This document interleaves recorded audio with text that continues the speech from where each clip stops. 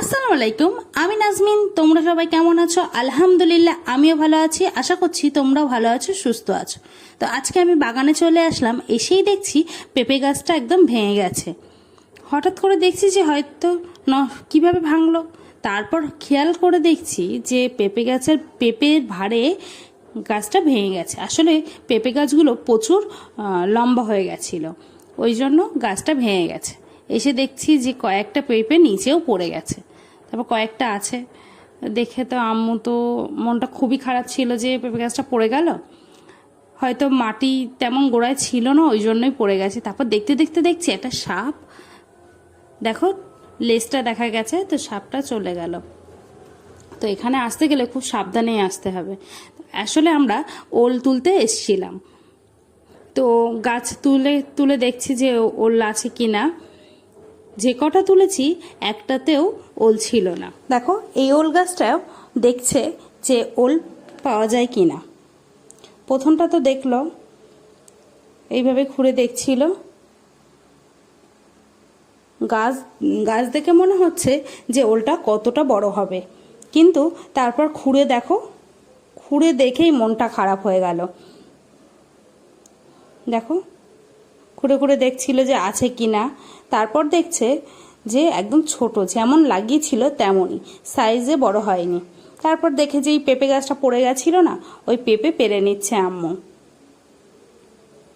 প্রথম ভেবেছিল ওল রান্না করবে, কিন্তু যেহেতু ওল পায়নি তো পেঁপে রান্না হবে, তো পেঁপেগুলো পেরে নিয়েছে।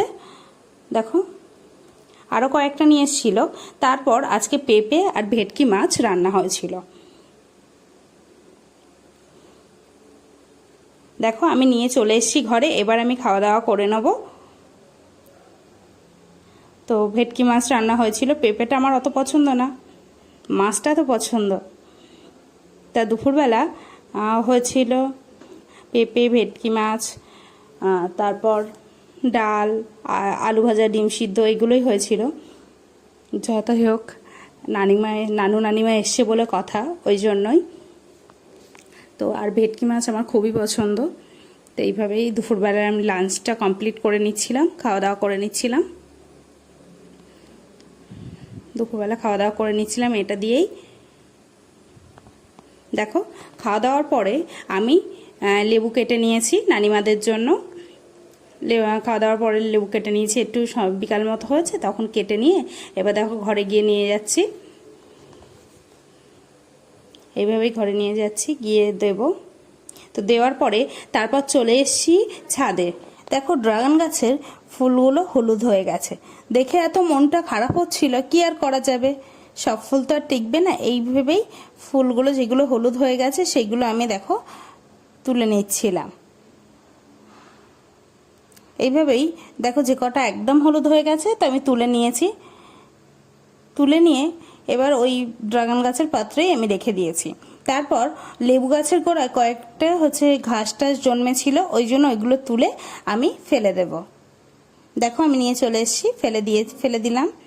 এইভাবে ফেলে দিলাম। আর ড্রাগন গাছটা দেখেছিল ওই কোনায় আছে, অনেক দিনই হয়ে যাচ্ছে, কিন্তু এটা ফুল আসছে না, যেহেতু রৌদ্র পৌঁছাচ্ছে না, রৌদ্র লাগছে না।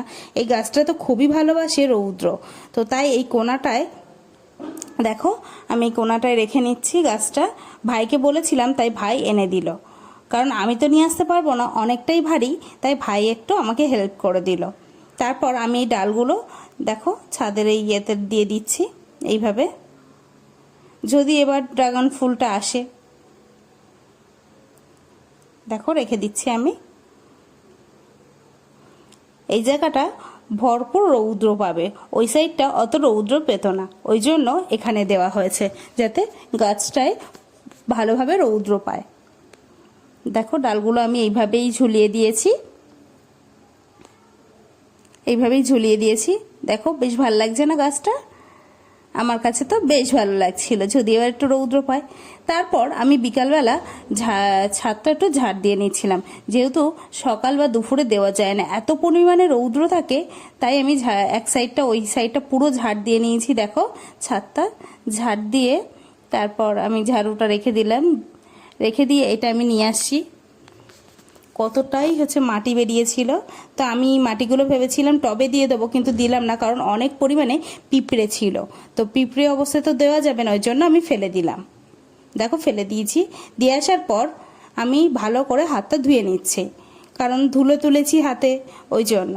তারপর আমড়া গাছে দেখছি, তো আমড়া গাছে দেখছি, দেখো এটা তো ফুল হয়েছিল, তোমাদের দেখিয়েছি, ছোট্ট ছোট্ট আমড়া ধরেছে। ছোট ছোট আমড়ার সঙ্গে দেখো বড় বড় হয়ে গেছে এই আমড়াগুলো, এইগুলোও ধরেছে।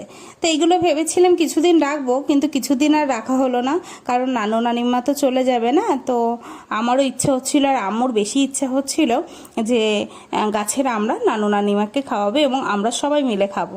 তাই দেখো 8টা মতো ধরেছিল, কিন্তু আছে 5টা মতো, 8টা কি 7টা মতো ধরেছিল, 5টা মতো পেরে নিয়েছি।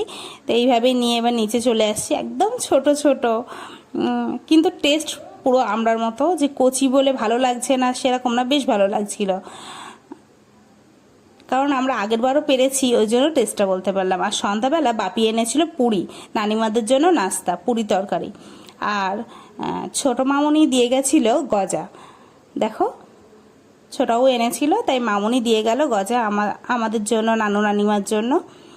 আর যেখান থেকে এনেছে গজাটা বেশ ভালো, এই গজাটাই সবসময় আনে, খুব ভালো, একদম পুরো খাস্তা। তো আমার ভিডিও যদি ভালো লাগে অবশ্যই সাবস্ক্রাইব করবে, লাইক করবে, কমেন্ট করবে, শেয়ার করবে। কমেন্টে অবশ্যই জানাবে কেমন ভিডিও দেখতে চাও। তোমরা যে আমাকে এত ভালোবাসা দিচ্ছ, তোমাদেরকে অসংখ্য ধন্যবাদ। আমাকে ভিডিও করার প্রতি আরও আগ্রহ করে তুলছো। তো নেক্সট ভিডিও দেখা হবে।